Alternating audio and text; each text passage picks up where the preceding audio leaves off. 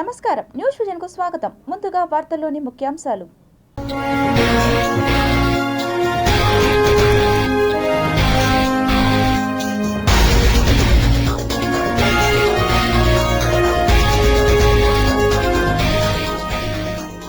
సముద్ర గర్భంలో చైనా సైనిక వేగులు, అమెరికా స్థావరాలే టార్గెట్. పూరి జగన్నాథుడి రత్న గర్భం వీడిన గుట్టు, 48 ఏళ్ల తర్వాత తెరుచుకున్న నిధుల గది. ఏపీలో ఇంటర్ విద్యార్థులకు బిగ్ అలర్ట్, ఏప్రిల్ 17న ఫలితాలు వెల్లడి. ఒంటిమిట్ట రాముని కళ్యాణానికి సీఎం చంద్రబాబు నాయుడు, ఏర్పాట్లను పరిశీలించిన టీటీడీ జేఈఓ వీరబ్రహ్మం. కపిల తీర్థంలో కోదండరాముడి చక్రస్నానం, భక్తి వైభవంతో ముగిసిన బ్రహ్మోత్సవాలు.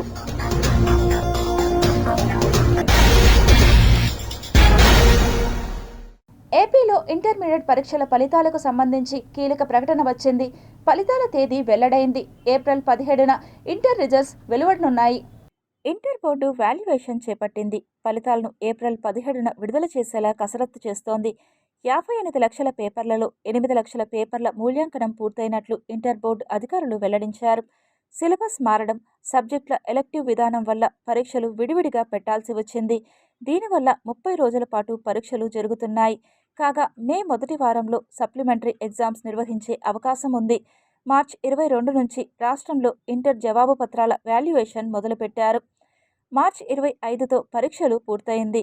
వీలైనంత త్వరగా రిజల్ట్స్ విడుదల చేసేలా అధికారులు కసరత్తు చేస్తున్నారు. రాష్ట్ర వ్యాప్తంగా 25 జిల్లా కేంద్రాల్లో మూల్యాంకన కేంద్రాలను ఏర్పాటు చేశారు. ఏపీలో ఇంటర్ పరీక్షలు ఫిబ్రవరి 23 నుంచి ప్రారంభమయ్యాయి.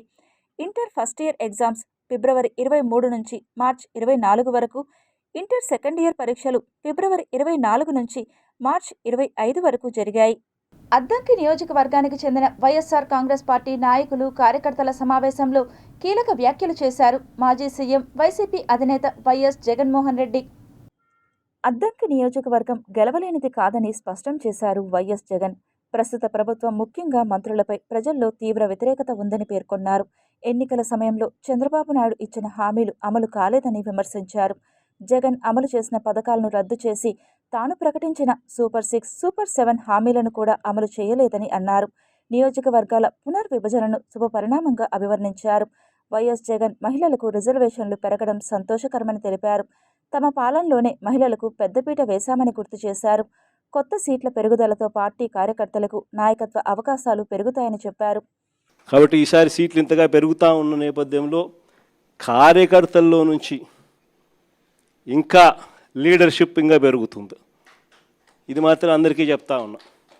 కార్యకర్తల్లో ఎవరైతే పటిమ చూపించగలుగుతారో, ఎవరైతే అడుగులు వేయడానికి సిద్ధపడతారో, ఎవరైతే నాయకత్వ పటిమను గట్టిగా చూపించగలుగుతారో అందరికీ కూడా జగన్ న్యాయం చేస్తాడని చెప్పి సందర్భంగా చెప్తాను. ఈసారి జగన్ 2.0లో మాత్రం ప్రతి కార్యకర్తకు చెప్తా ఉన్నాను. బహుశా మనం అధికారంలోకి ఉన్నప్పుడు కోవిడ్ ఉన్నది, మనం అధికారంలో ఉన్నప్పుడు 2 సంవత్సరాలు కోవిడ్ లాంటి విపత్కర పరిస్థితులు ఎప్పుడు ఎదుర్కొని పరిస్థితుల మధ్య బహుశా కార్యకర్తలకు అనుకున్నంత పేరుకు బహుశా నేను న్యాయం చేయలేకపోయి ఉండొచ్చు. పాలన మీద ఎక్కువ ధ్యాస పెట్టాల్సి వచ్చింది, బట్టల మీద ఎక్కువ ధ్యాస పెట్టాల్సి వచ్చింది. కాబట్టి బహుశా అంత ఎక్కువగా చేయలేకపోయి ఉండొచ్చు. కానీ జగన్ 2.0లో మీ అందరికీ కూడా భరోసా ఇస్తా ఉన్నా. జగన్ 2.0లో ప్రజలకు మంచి చేయడమే కాకుండా కార్యకర్తలకు మంచి జరుగుతుంది అని ఖచ్చితంగా చెప్తా ఉన్నా. ముఖ్యమంత్రి పర్యటన ఏర్పాట్లను టీటీడీ జేఈఓ వి వీరబ్రహ్మం పరిశీలించారు. ఒంటిమిట్టలోని శ్రీ కోదండరామస్వామివారి వార్షిక బ్రహ్మోత్సవాల్లో భాగంగా ఏప్రిల్ 1న నిర్వహించనున్న శ్రీ సీతారాముల కళ్యాణ మహోత్సవానికి విచ్చేసే రాష్ట్ర ముఖ్యమంత్రి నారా చంద్రబాబు నాయుడు పర్యటన ఏర్పాట్లను టీటీడీ జేఈఓ వి వీరబ్రహ్మం, జిల్లా ఎస్పీ నచికేత్ విశ్వనాథ్, సివిఎస్ఓ మురళీకృష్ణలతో కలిసి పరిశీలించారు. ఈ సందర్భంగా టీటీడీ మరియు జిల్లా అధికారులు బుధవారం ఒంటిమిట్టలోని శ్రీ కోదండరామస్వామివారి ఆలయం కళ్యాణ వేదిక వద్ద ముఖ్యమంత్రి పర్యటనకు సంబంధించిన ఏర్పాట్లను సమీక్షించారు. ఇందులో భాగంగా ముఖ్యమంత్రి కాన్వాయ్ ట్రయల్ రన్, సీఎం విడుదల చేయనున్న టీటీడీ అతిథి గృహం, ఆలయ దర్శనం, వేద ఆశీర్వచనం తదితర అంశాలను పరిశీలించి పలు సూచనలు చేశారు. అలాగే కళ్యాణ వేదిక వద్ద ఏర్పాటు చేసిన బారికేడ్లు, గ్యాలరీలు, భక్తులకు అందించనున్న అన్నప్రసాదం కౌంటర్లను కూడా పరిశీలించారు. ఈ సందర్భంగా నిర్వహించిన సమీక్షా సమావేశంలో జేఈఓ మాట్లాడుతూ శ్రీరామనవమి సందర్భంగా 50 నుండి 60 వేల మంది భక్తులు దర్శనానికి వచ్చే అవకాశం ఉన్నందున భక్తులందరికీ రుచికరమైన అన్నప్రసాదం అందించాలని, పానకం, వడపప్పు తప్పనిసరిగా అందించాలని ఆదేశించారు. ఆలయంలో ఎండ వేడిమి నుండి భక్తులకు ఉపశమనం కలిగించేందుకు నిరంతరం నీటిని పిచికారీ చేయాలని సూచించారు. అలాగే కళ్యాణ వేదికకు విచ్చేసే ప్రతి భక్తునికి వాటర్ బాటిళ్లు అందించాలని అధికారులను ఆదేశించారు. తిరుమల శ్రీవారిని కేంద్ర మంత్రి కుమారస్వామి దర్శించుకుని మొక్కులు చెల్లించుకున్నారు. బుధవారం ఉదయం తోమాల సేవలో కేంద్ర మంత్రి కుమారస్వామి స్వామివారిని కుటుంబ సభ్యులతో కలిసి దర్శించుకుని మొక్కులు చెల్లించుకున్నారు. అనంతరం ఆలయ రంగనాయకుల మండపంలో వేద పండితులు వేద ఆశీర్వచనం చేయగా ఆలయ అధికారులు స్వామివారి తీర్థ ప్రసాదాలను అందజేశారు.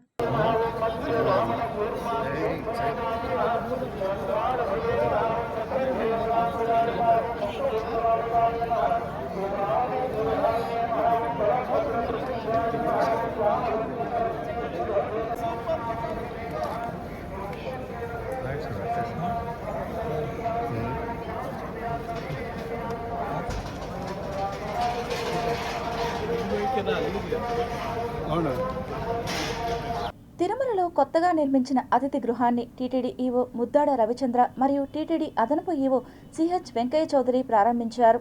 సల్కాన్ గురుగారి కన్స్ట్రక్ట్ చేసి టీటీడీకి గెస్ట్ హౌస్ డొనేట్ చేయడం జరిగింది. ఈ పాలసీ ప్రకారం మనకి దాదాపు 24 గెస్ట్ హౌస్లో ఇప్పటిదాకా దాదాపు 16 గెస్ట్ హౌస్ హ్యాండ్ ఓవర్ చేయడం జరిగింది. రిమైనింగ్ గెస్ట్ హౌసెస్ కూడా త్వరలో చేయమని చెప్పి ఈ మధ్య అందరికి కూడా డైరెక్షన్ చేయడం జరిగింది. దీని ద్వారా మనకు దాదాపు 200 రూమ్స్ అడిషనల్గా మనకున్న R1కి అంటే రిసెప్షన్కి యాడ్ కావటం జరుగుతుంది. ఇంట్లో కూడా చాలా బ్రహ్మాండంగా కట్టడం జరిగింది as per the TTD parameters ప్రకారం. సో మీ అందరికీ తెలుసు, మనం కొత్త కాటేజ్ డొనేషన్ పాలసీ ప్రకారం టీటీడీ రెస్పాన్సిబిలిటీ కానీ లేదా డోనర్ రెస్పాన్సిబిలిటీ కానీ అలానే కాటేజీకి సంబంధించి క్లియర్ కట్గా SOPs కూడా మనం అప్రూవ్ చేసి అందరికి కూడా సర్క్యులేట్ చేయడం జరిగింది. దానివల్ల ఎప్పటికప్పుడు కాటేజెస్ నీట్గా కానీ శుభ్రంగా కానీ ఉంటాయి. అలానే ఎప్పటికప్పుడు ఏమన్నా చేయాలంటే మరమ్మతులు చేయడం, ఆడిటింగ్ చేసుకోవటం, అలానే డూస్ డోంట్స్ కూడా పర్ఫెక్ట్గా డిఫైన్ చేసి అందరికి కూడా సర్క్యులేట్ చేయడం జరిగింది. సో రాబోయే కాలంలో మరింతగా పద్మావతి ఏరియాలతో పాటు మిగతా ఏరియాలో కూడా ఈ మధ్య మనకి PAC 1 కూడా రెనోవేట్ చేద్దామని చెప్పి ఒక పెద్ద డోనర్ మనకి చెన్నై నుంచి రావడం జరిగింది. తిరుపతి శ్రీ కోదండరామ స్వామివారి వార్షిక బ్రహ్మోత్సవాల్లో చివరి రోజైన బుధవారం ఉదయం కపిల్ తీర్థంలోని పుష్కరిణిలో నిర్వహించిన చక్ర స్నానం ఎంతో వైభవంగా జరిగింది. పవిత్ర వేడుకను దర్శించేందుకు విశేష సంఖ్యలో భక్తులు హాజరై పుణ్య స్నానాలు ఆచరించారు. రాత్రి నిర్వహించే ధ్వజావరోహణంతో బ్రహ్మోత్సవాలు ముగిశాయి. ముందుగా ఉదయం 7:30 శ్రీ లక్ష్మణ సమేత సీతారాముల వారు పల్లకిలో కపిల తీర్థానికి వేంచేశారు. అనంతరం ఉదయం 9 గంటల నుండి 10:30 గంటల వరకు స్వామి అమ్మవార్ల ఉత్సవమూర్తులకు శ్రీ వేణుగోపాల స్వామివారి ఆలయ మండపంలో స్వప్న తిరుమంజనం వేడుకగా నిర్వహించారు. ఈ సందర్భంగా సీతారామ లక్ష్మణులతో పాటు చక్ర తాల్వార్లు, పాలు, పెరుగు, కొబ్బరి నీళ్లు, పసుపు, చందనంతో అభిషేకాలు స్వీకరించి భక్తులకు కటాక్షం ప్రసాదించారు. అనంతరం అర్చకులు వేద మంత్రోచ్చరణల మధ్య శాస్త్రోక్తంగా చక్రస్నానం నిర్వహించారు. అనంతరం ఉదయం 11 గంటలకు స్వామివారు ఆల్వార్ తీర్థం నుండి పిఆర్ తోటకు వేంచేశారు. సాయంత్రం అక్కడి నుండి బయలుదేరి తీర్థకట్ట వీధి, కోటకొమ్మల వీధి, కొత్త వీధి మీదుగా తిరిగి శ్రీ కోదండరామాలయానికి చేరుకుంటారు. మధ్యలో శ్రీ ఆంజనేయ స్వామివారి ఆలయం, శ్రీ వైకానస ఆచార్యుల ఆలయంలో ఆస్థానం నిర్వహించనున్నారు. రాత్రి 8:30 నుండి 9:30 వరకు నిర్వహించే ధ్వజావరోహణ ఉత్సవంతో శ్రీ కోదండరామ స్వామివారి బ్రహ్మోత్సవాలు భక్తి వైభవంగా ముగిసింది. ఈ కార్యక్రమంలో తిరుమల శ్రీ శ్రీ శ్రీ పెద్దజీయర్ స్వామి, శ్రీ శ్రీ శ్రీ చిన్నజీయర్ స్వామి, ఆలయ deputy EO Nagaratna, temple inspector Suresh, ఆలయ అర్చకులు మరియు విశేష సంఖ్యలో భక్తులు పాల్గొన్నారు. వేసవి కాలంలో పెరుగుతున్న ఉష్ణోగ్రతలతో ప్రజలకు ఎటువంటి ఇబ్బందులు కలగకుండా చలివేంద్రాలు, ట్రాఫిక్ సిగ్నల్స్ వద్ద నీడ ఉండేలా ఏర్పాట్లు చేయాలని నగరపాలక సంస్థ కమిషనర్ ఎన్ మౌర్య అధికారులను ఆదేశించారు. వేసవిలో ఎండ తీవ్రత నుండి ప్రజలకు ఉపశమనం కలిగించేందుకు చేయాల్సిన ఏర్పాట్లపై బుధవారం ఇంజనీరింగ్, హెల్త్ విభాగాల అధికారులతో కమిషనర్ సమావేశం నిర్వహించారు. ఈ సందర్భంగా కమిషనర్ మాట్లాడుతూ, వేసవి కాలంలో నగరంలో అధిక ఉష్ణోగ్రతలు, వేడి తరంగాలు, వడదెబ్బ ప్రభావాన్ని తగ్గించేందుకు తగిన ఏర్పాట్లు చేయాలని తెలిపారు. నగరంలో ప్రధానమైన ప్రాంతాల్లో చలివేంద్రాలు ఏర్పాటు చేయాలని తెలిపారు. చలివేంద్రాలలో సురక్షితమైన చల్లని త్రాగునీరు, మజ్జిగ ప్రజలకు అందుబాటులో ఉంచాలని తెలిపారు. శనివారానికి నగరంలోని అన్ని ప్రాంతాల్లో చలివేంద్రాలు ఏర్పాటు చేయాలని అధికారులను ఆదేశించారు.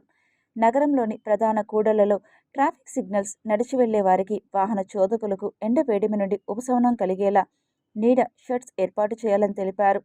పారిశుద్ధ కార్మికులు ఉండే మాస్టర్ పాయింట్లలో చల్లని త్రాగునీరు, వారికి అత్యవసరమైన సౌకర్యాలు అందుబాటులో ఉంచాలని తెలిపారు. చలివేంద్రాలు, నీడ ఏర్పాటు చేసేందుకు ఎవరైనా దాతలు వస్తే వారితో కలిసి ఏర్పాటు చేయాలని అధికారులకు సూచించారు. వీధి కుక్కలకు ఆహారం అందించే పాయింట్ల వద్ద పక్షులకు త్రాగునీరు అందుబాటులో ఉంచాలని తెలిపారు. ఎండ వేడిమి ఎంత ఉంది, తీవ్రత తదితర విషయాలు తెలిపేందుకు, వారికి సాయం అందించేందుకు కమాండ్ కంట్రోల్ సెంటర్ ఏర్పాటు చేసి సిబ్బందిని అందుబాటులో ఉంచాలని తెలిపారు. నగరంలో వేడి తీవ్రత పెరగకుండా ఉండేలా, పచ్చదనం పెంచేలా చర్యలు చేపట్టాలని తెలిపారు. రాబోయే రోజుల్లో ఉష్ణోగ్రతలు పెరిగే అవకాశం ఉన్నందున ప్రజలు అప్రమత్తంగా ఉండి తగిన జాగ్రత్తలు పాటించాలని విజ్ఞప్తి చేశారు. ఈ సమావేశంలో ట్రైనీ కలెక్టర్ రఘువంశీ, అదనపు commissioner Sharadadevi, deputy commissioner Amaraiah, superintendent engineer Shyam Sundar, health officer doctor Yuva Anvesh, manager Hasim, డిఈలు తదితరులు పాల్గొన్నారు. ఇంటి పన్ను వసూళ్లకై వెళ్లిన సచివాలయం ఉద్యోగి నాగార్జున యాదవ్పై దాడి చేసిన వారిపై కఠిన చర్యలు తీసుకోవాలని అఖిల భారత యాదవ్ మహాసంఘం నేతలు తిరుపతి ప్రెస్ క్లబ్లో మీడియా ముందు డిమాండ్ చేశారు. అయ్యా, కూటమి ప్రభుత్వమే మీ ప్రభుత్వంలో ఉండే అధికారులు, మీ ప్రభుత్వంలో మంత్రులు ఇచ్చిన ఆదేశాలపైన నిన్న ఒక దాడి జరిగితే దానికి మీరే సమర్థిస్తున్నారా అంటే రాష్ట్ర ప్రజలు ఇంకా పక్క రాష్ట్రాలకి చెప్పుకోవాలా మన బాధనంతా. దయచేసి మీరు ఇంకనైనా సరే బీసీల పట్ల ఉన్న విపక్షం తగ్గించి రాష్ట్ర ప్రయోజనాల దృష్ట్యా, రాష్ట్ర ప్రజల దృష్ట్యా మీరు మంచి నిర్ణయాలు తీసుకొని ముందుకు పోతే బాగుంటుందని, ఆ మంచి నిర్ణయం ఏదో తిరుపతిలో జరిగిన ఈ దాడిని న్యాయపరమైన విచారణ జరిపి ఆ సంబంధిత సెక్షన్లన్నీ పెట్టి వాళ్ళని చట్ట ప్రకారం మీరు శిక్షిస్తే మీ పైన మా యాదవ్ కుల సోదరులకి, బీసీ కులాలకి మరియు ఆంధ్ర రాష్ట్ర ప్రజలకి కూడా నమ్మకం ఏర్పడుతుంది.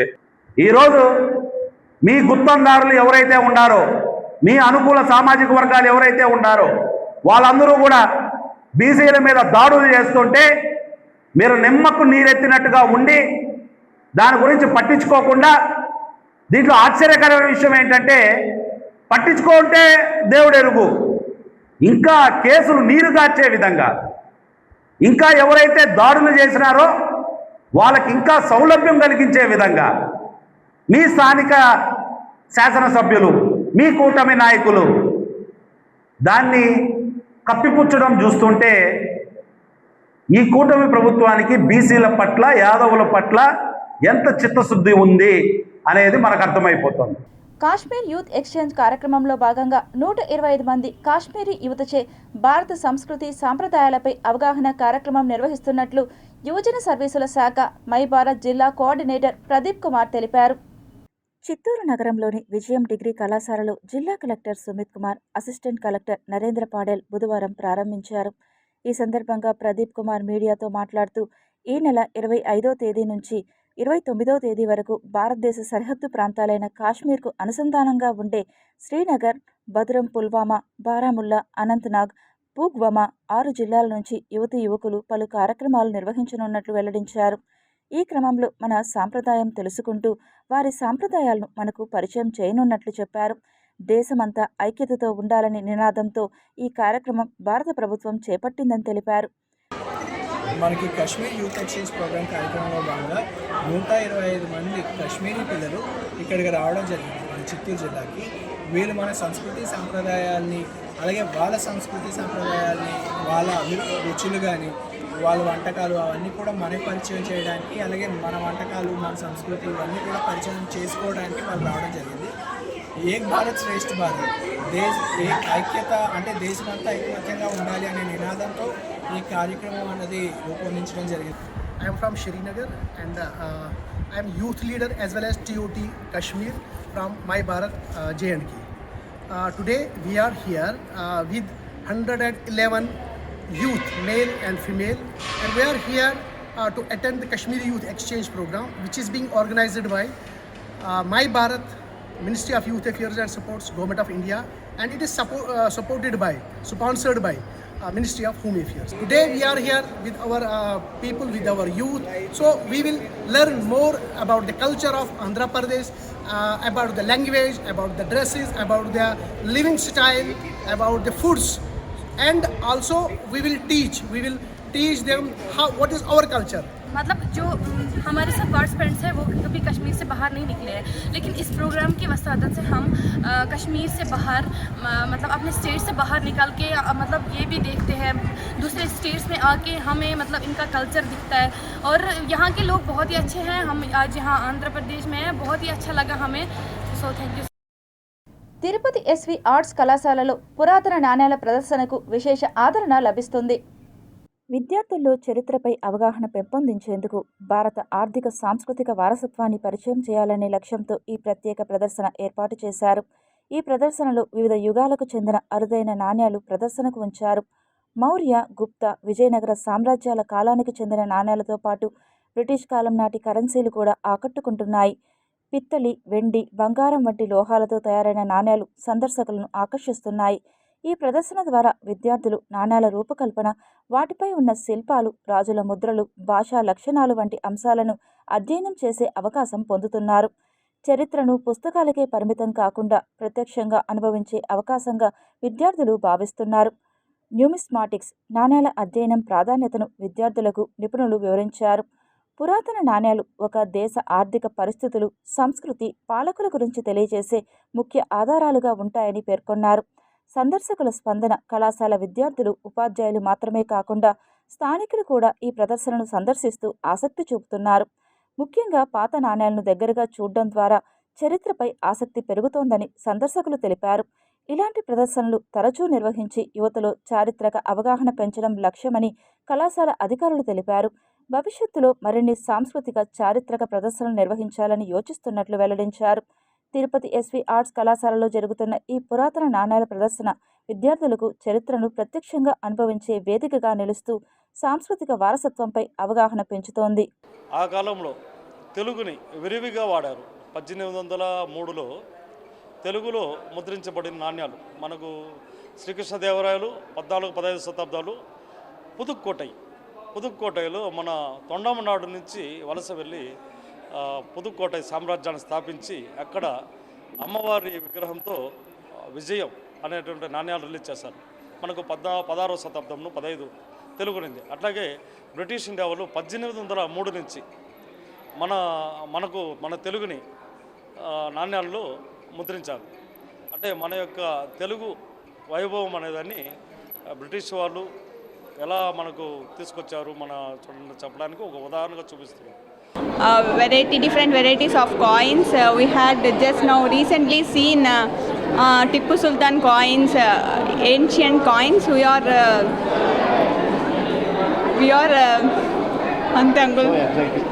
We are so exciting to learn our past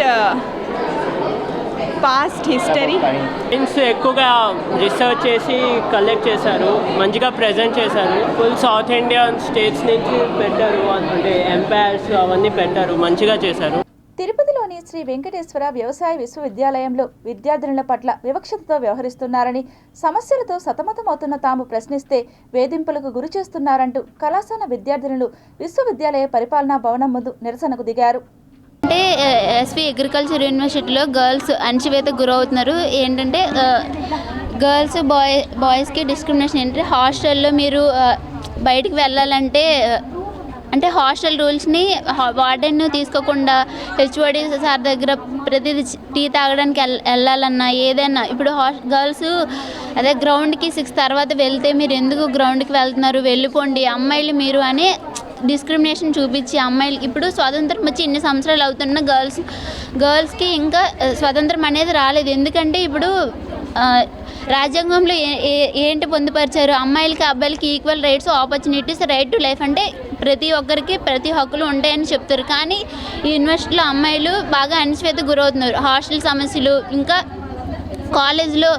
కాలేజ్లో ఈ హెచ్ఓడీలకి వీళ్ళు భయపడి అంటే వీళ్ళ సమస్యలు చాలా అణచివేతకు గురవుతున్నారు. ఎందుకంటే శ్రీ వెంకటేశ్వర అగ్రికల్చర్ యూనివర్సిటీలో అమ్మాయిలు చాలా దౌర్జన్యానికి గురవుతున్నారు.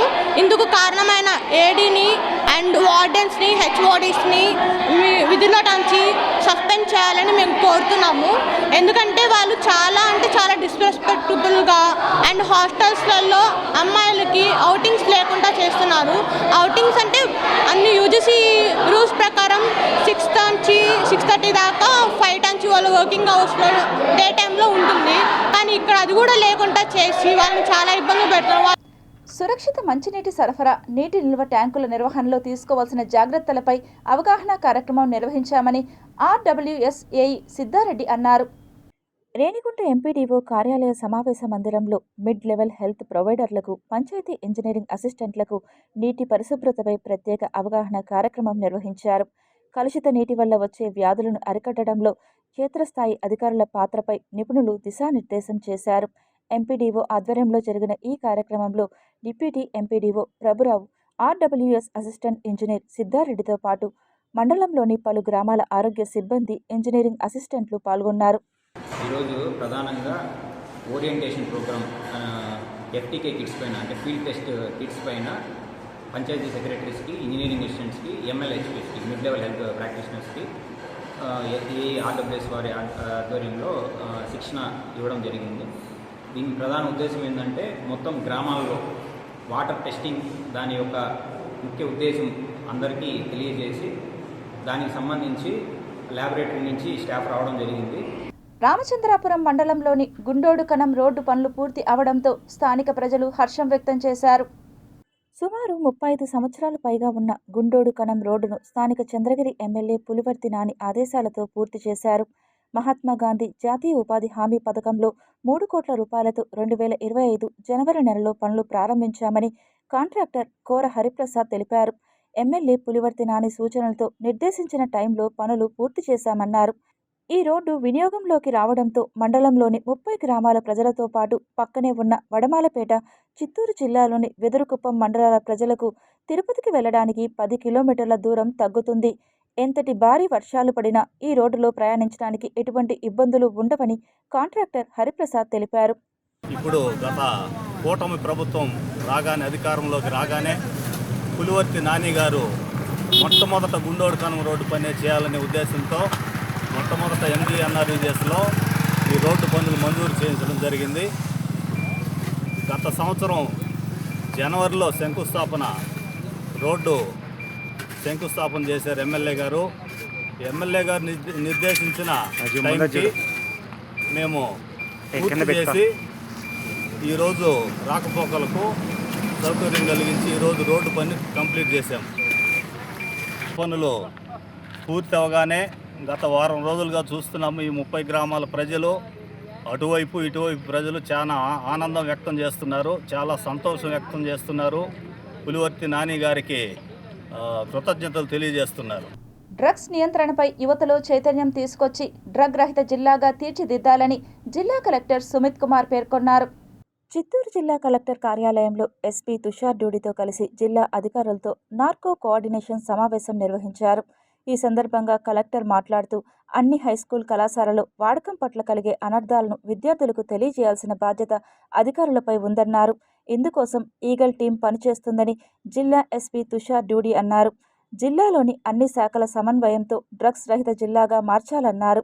ఈ కార్యక్రమంలో RIO రఘుపతి, ఈగల్ టీం ప్రతినిధి గిరిబాబు, తిరుపతి సెట్విన్ అధికారి వై యశ్వంత్ తదితరులు పాల్గొన్నారు.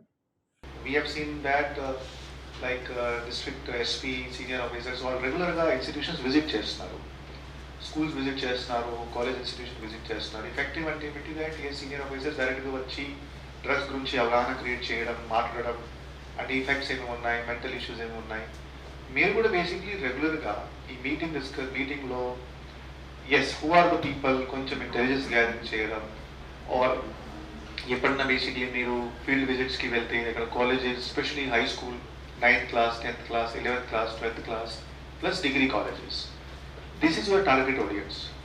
జననగణన 2027 క్షేత్రస్థాయి శిక్షణ కార్యక్రమాన్ని నగరపాలక సంస్థ కమిషనర్ ఎన్ మౌర్య అధికారులు సిబ్బందితో కలిసి పరిశీలించారు. జననగణన 2027పై 3 రోజుల పాటు ఫీల్డ్ ట్రైనర్లకు శిక్షణ కార్యక్రమాన్ని నిర్వహించారు. 3వ రోజైన బుధవారం ఫీల్డ్ ట్రైనర్లకు క్షేత్రస్థాయిలో శిక్షణ కార్యక్రమం నిర్వహించారు. ఎన్యూమరేషన్ యాప్ ద్వారా ఏ వివరాలను ఎలా నమోదు చేస్తారు అనే విషయాలను కమిషనర్ స్వయంగా పరిశీలించి సిబ్బందికి పలు సూచనలు చేశారు. ఈ సందర్భంగా కమిషనర్ మాట్లాడుతూ నగరంలో జననగణన చేసేందుకు 800 మంది ఎన్యూమరేటర్లు, 150 మంది సూపర్వైజర్లు, 25 మంది ఫీల్డ్ ట్రైనర్లను ఎంపిక చేశామని తెలిపారు. నగరంలో జననగణన చేసేందుకు ఎంపిక చేసిన 25 మంది ఫీల్డ్ ట్రైనర్లకు 3 రోజులు శిక్షణ ఇవ్వడం జరిగిందని తెలిపారు. శిక్షణ పొందిన ఫీల్డ్ ట్రైనర్లచే సూపర్వైజర్లు, ఎన్యూమరేటర్లకు ఏప్రిల్ 8వ తేదీ నుండి శిక్షణ ఇస్తారని తెలిపారు. శిక్షణ పూర్తయిన తర్వాత మే నెల నుండి జననగణన ప్రారంభం అవుతుందని తెలిపారు. ఈ జననగణనలో ఎక్కడా పొరపాట్లు జరగకుండా అన్ని వివరాలు యాప్లో నమోదు చేయాలని తెలిపారు. ముఖ్యంగా ఇంటి యజమానులకు జననగణన గూర్చి తెలిపి వివరాలు స్పష్టంగా సేకరించాలని తెలిపారు. ఈ కార్యక్రమంలో అదనపు commissioner Sharadadevi, deputy commissioner Amaraiah, town planning అధికారి మధుసూదన్, మాస్టర్ ట్రైనర్లు రమాదేవి, సుధారాణి, ఉదయ్ తదితరులు ఉన్నారు. రేణిగుంట మండలంలోని దివ్యాంగులకు నివాస స్థలాలలో స్థిరత్వం లేదని, ఒకచోట ఇస్తామని చెప్పి మరో చోటికి మారుస్తున్నారని దివ్యాంగుల నాయకుడు సుబ్రహ్మణ్యం రేణిగుంట తహసీల్దార్ కార్యాలయం ఎదుట మీడియాతో తెలిపారు. కాబట్టి 94 నుంచి ఇచ్చిన వికలాంగుల యొక్క స్థలాలు మారుతూనే ఉన్నాయి, కానీ స్థిరంగా వారి నివాసం చేసుకోవడానికి కనికరం చూపించటం లేదు. కాబట్టి ఈ ప్రభుత్వము మరి వికలాంగుల పట్ల ఎన్నో సంక్షేమ కార్యాలు చేస్తున్నారంటున్నారు. కాబట్టి అదేవిధంగా ఈ దివ్యాంగుల నగర్ను కూడా డెవలప్ చేసి దివ్యాంగులకు అందరూ న్యాయం చేకూరుస్తారని దివ్యాంగుల నాయకుడిగా కోరుకుంటున్నాను. కుప్పం డిగ్రీ కాలేజీలో నిర్వహించిన జాబ్ మేళాలో ముఖ్యమంత్రి చంద్రబాబు నాయుడు సతీమణి నారా భువనేశ్వరి పాల్గొన్నారు. కుప్పం డిగ్రీ కళాశాలలో ఏర్పాటు చేసిన జాబ్ మేళా కార్యక్రమంలో నారా భువనేశ్వరి ప్రసంగిస్తూ యువతకు ఉద్యోగాలు కల్పించేందుకు జాబ్ మేళా నిర్వహించడం అభినందనీయమని, విద్యార్థులు వినూత్నంగా ఆలోచించి భవిష్యత్తుపై స్పష్టత ఉండాలి అన్నారు. So I myself found out what I have to do and I worked towards it.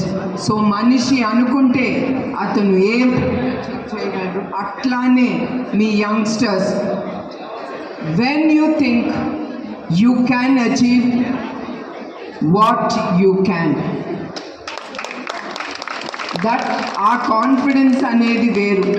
As an executive director, I became managing director, and even today I stand up for myself. I stand up with a great confidence without any support. That is the confidence that will make you move on in your life. So I'm once again take this good opportunity. Don't get disappointed. మీరు disappoint అవ్వకూడదు లైఫ్లో. మనం చాలా ఎదుర్కొంటాం. మీరు చిన్నాళ్ళు, చిన్నపిల్లలు, మీరందరూ disappointment అనేది ఉండకూడదు లైఫ్లో. తిరుపతి యశోదానగర్లోని వేమన విజ్ఞాన కేంద్రంలో పశ్చిమ ఆసియా దేశాలలో జరుగుతున్న యుద్ధాన్ని ఆపి ప్రపంచ శాంతి నెలకొల్పాలనే ఉద్దేశంతో సిపిఎం పార్టీ రాష్ట్ర కార్యవర్గ నిర్ణయం మేరకు ఇంటింటికి కరపత్రాలను పంచి అవగాహన కల్పించాలని కరపత్రాల ఆవిష్కరణ సందర్భంగా సిపిఎం నాయకులు తెలియజేశారు. యుద్ధం దేనికి చేస్తున్నారనేది ఎవరికీ అర్థం కాని పరిస్థితి. తమ పెత్తనం కోసం, ఆస్తులు సంపాదించడం కోసం, ప్రపంచంలో తమ ఆధిపత్యాన్ని నిలుపుకోవడం కోసం సాధారణమైన ప్రజలు, ముక్కుపచ్చలాని చిన్నపిల్లలు వాళ్ళు కూడా దాడి చేసి ఈరోజు అల్లకల్లోలం అనేది సృష్టిస్తూ ఉన్న పరిస్థితి. ఈ పరిస్థితిని ప్రపంచ శాంతి కాముకులందరూ ఖండించాలని చెప్పి సిపిఎంగా మేము డిమాండ్ చేస్తున్నాం. దీనికి సంబంధించి ప్రజల్లో అవగాహన కల్పించడం కోసం ఒక కరపత్రాన్ని ఇంటింటికి తీసుకెళ్లాలని చెప్పి సిపిఎం పార్టీ రాష్ట్ర కమిటీ నిర్ణయంలో భాగంగా తిరుపతి జిల్లాలో విస్తారంగా దీన్ని తీసుకెళ్తున్నాం.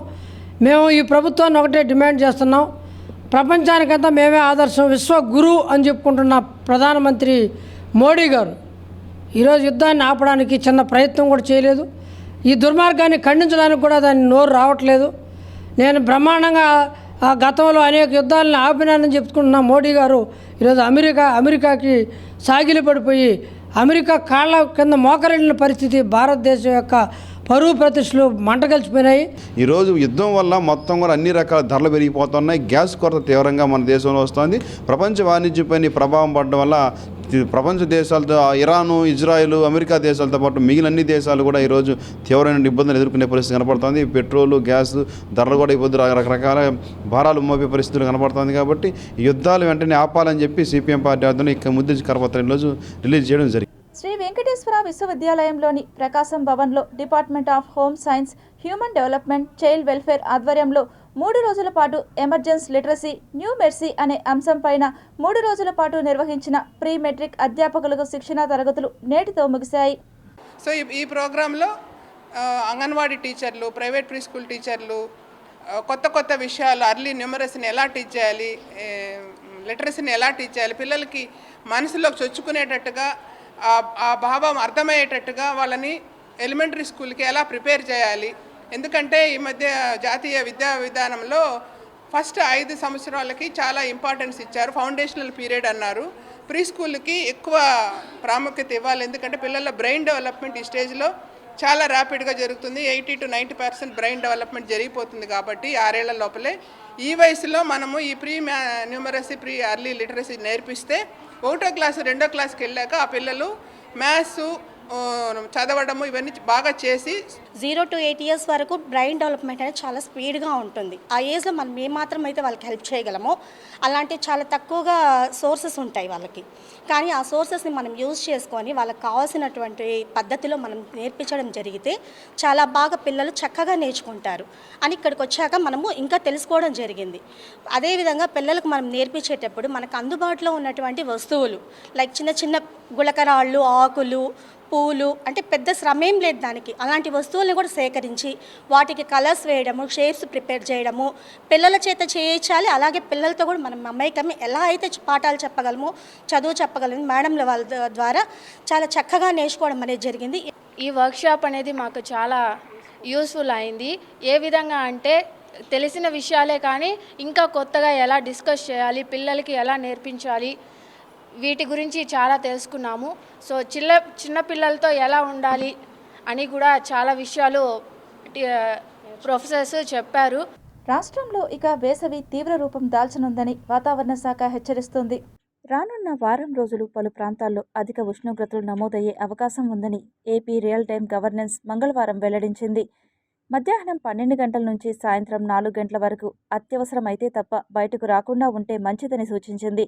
వృద్ధుల పట్ల జాగ్రత్తలు తీసుకోవాలని పేర్కొంది. సోమవారం కోస్తా, రాయలసీమల్లో ఎండ తీవ్రత పెరిగింది. కర్నూలులో 39, అనంతపురంలో 38.8 డిగ్రీల ఉష్ణోగ్రతలు నమోదయ్యాయి. అక్కడక్కడ వర్షాలు కురవగా ఈదురుగాలుల వల్ల విద్యుత్ అంతరాయం ఏర్పడింది.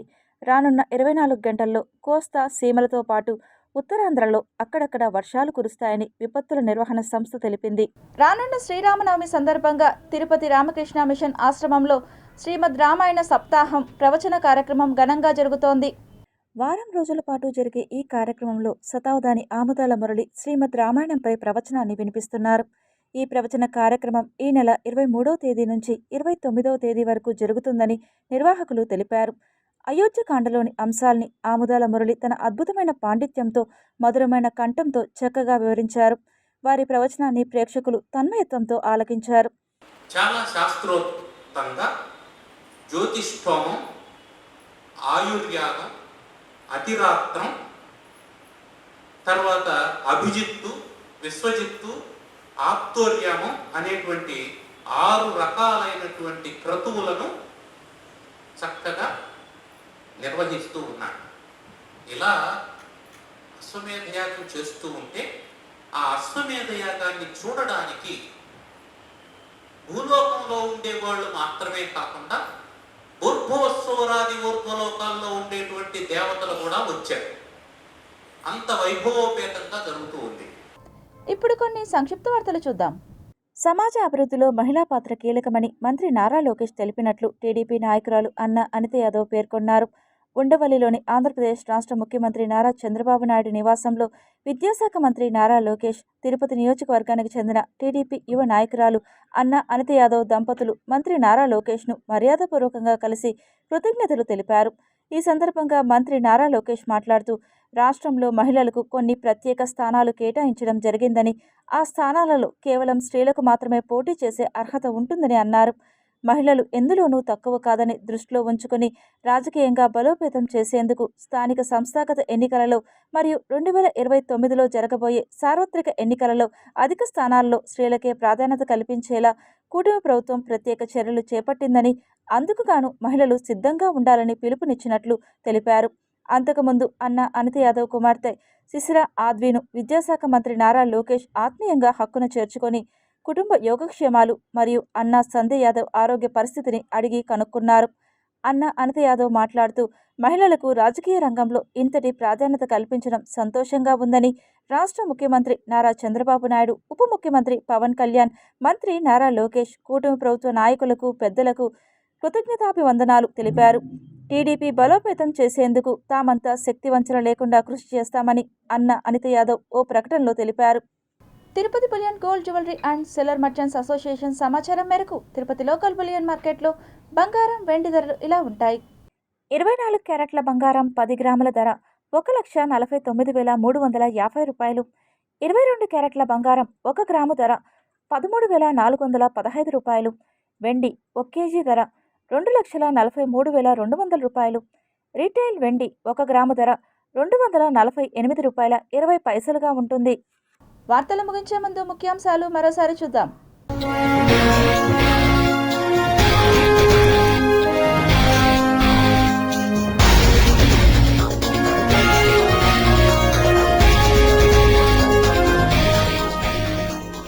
సముద్ర గర్భంలో చైనా సైనిక వేగులు, అమెరికా స్థావరాలే టార్గెట్. పూరి జగన్నాథుడి రత్న గర్భం వీడిన గుట్టు, 48 ఏళ్ల తర్వాత తెరుచుకున్న నిధుల గది. ఏపీలో ఇంటర్ విద్యార్థులకు బిగ్ అలర్ట్, ఏప్రిల్ 17న ఫలితాలు వెల్లడి. ఒంటిమిట్ట రాముని కళ్యాణానికి సీఎం చంద్రబాబు నాయుడు, ఏర్పాట్లను పరిశీలించిన టీటీడీ జేఈఓ వీరబ్రహ్మం. కపిల తీర్థంలో కోదండరాముడి చక్రస్నానం, భక్తి వైభవంతో ముగిసిన బ్రహ్మోత్సవాలు.